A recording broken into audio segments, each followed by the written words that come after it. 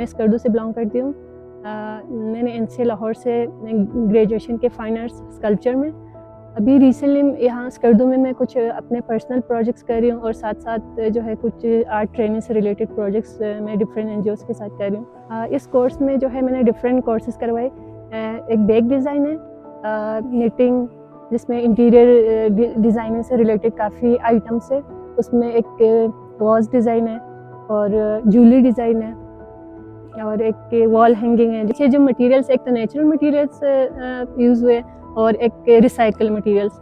एक तो natural materials मैंने अपने इलाके शिगरबाला से ही वहाँ से कलेक्ट करवाए क्योंकि वहाँ पे बहुत ज़्यादा नेचर है। और सेकंड की जो रिसाइकल मटेरियल्स है, एक तो मैंने बच्चों के अपने घरों से कलेक्ट करवाए, जो पुराने कपड़े पुराने बैग से, वो जैसे कुशन्स में पुराने कपड़े ही यूज़ हुए, उसमें कोई न्यू नहीं है जो जिस तरह ये जो कुशन्स है।